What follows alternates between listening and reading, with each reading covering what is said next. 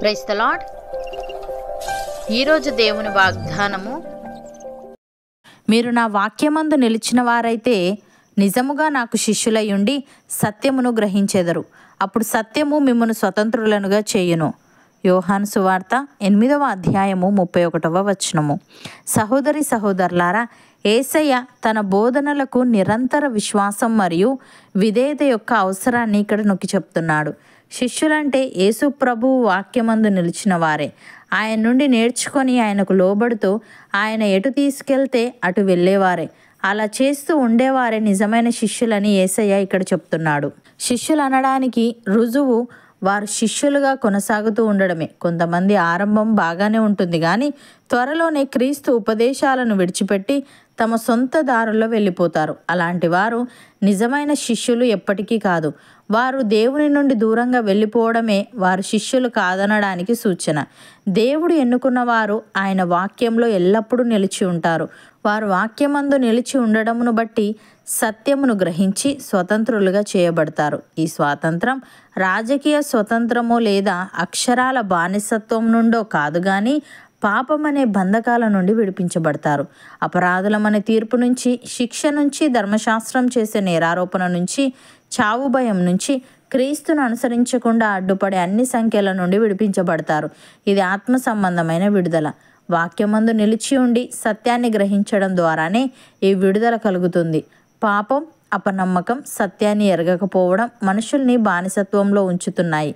సత్యాన్ని గురించిన ఈ జ్ఞానం ఒక్కటే విడుదలకు మార్గం. భక్తుడు ఈ విధంగా అంటున్నాడు: ప్రభువు వలన ప్రేమింపబడిన సహోదరులారా, ఆత్మ మిమ్మును పరిశుద్ధపరచుట వలనను మీరు సత్యమును నమ్ముట వలనను రక్షణ పొందుటకు దేవుడు ఆది నుండి మిమ్మును ఏర్పరచుకొనెను గనుక మేము మిమ్మును బట్టి ఎల్లప్పుడూ దేవునికి కృతజ్ఞతాస్తుతులు చెల్లింపబద్దులమై ఉన్నాము.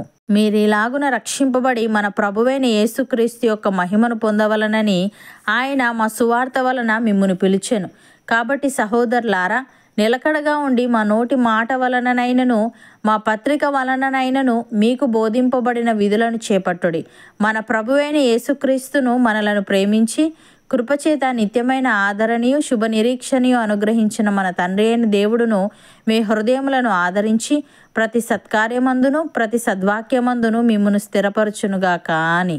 ప్రియులారా, మీరు ప్రభువైన క్రీస్తు యేసును అంగీకరించిన విధముగా ఆయన యందు వేరుపారిన వారై ఇంటి వలె కట్టబడుచు, మీరు నేర్చుకొనిన ప్రకారముగా విశ్వాసమందు స్థిరపరచబడుచు, కృతజ్ఞతాస్తుతులు చెల్లించుటయందు విస్తరించుచు ఆయన యందుండి నడుచుకొనుడి. ఆయనను అనుసరింపక మనుషుల పారంపర్యాచారమును అనగా ఈ లోక సంబంధమైన మూలపాఠములను అనుసరించి మోసకరమైన నిరర్ధక తత్వజ్ఞానము చేత మిమ్మును చెరపట్టుకొని పోవువాడెవడైనా ఉండునేమో అని జాగ్రత్తగా ఉండుడి.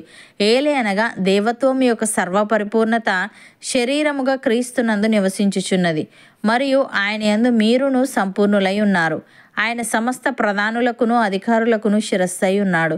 అపోస్తలుడైన పౌలు హెబ్రీలకు వ్రాస్తూ ఈ విధంగా అంటున్నాడు: సహోదరులారా, జీవము గల దేవుణ్ణి విడిచిపోవునట్టి విశ్వాసము లేని దుష్ట హృదయము మీలో ఎవని యందైనను ఒకవేళ ఉండునేమో అని జాగ్రత్తగా చూచుకొనుడి.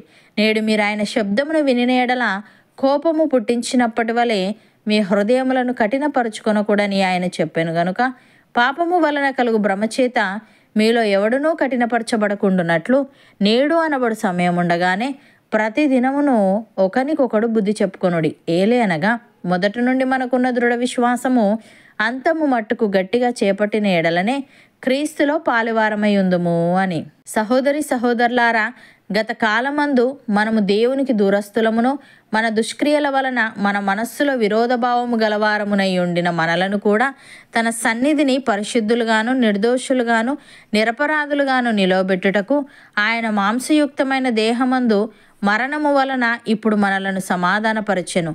పునాది మీద కట్టబడిన వారమై స్థిరముగా ఉండి మనము విన్నట్టు ఆకాశము క్రింద ఉన్న సమస్త సృష్టికి ప్రకటింపబడినట్టు ఈ సువార్త వలన కలుగు నిరీక్షణ నుండి తొలగిపోక విశ్వాసమందు నిలిచి ఉండిన ఎడల ఇది మనకు కలుగును. నమ్మిన వారు నాతో పాటు ప్రార్థనలో ఏకీభవించండి. పరిశుద్ధుడా, ప్రేమగల తండ్రి, మేము నీ వాక్యమందు నిలిచిన వారమైతే నిజముగా నీకు శిష్యులమై ఉండి సత్యమును గ్రహించేదమని, అప్పుడు సత్యము మమ్మును స్వతంత్రులనుగా చేయునని నీవు సెలవిచ్చావు. తండ్రి, నీకు స్తుతులు.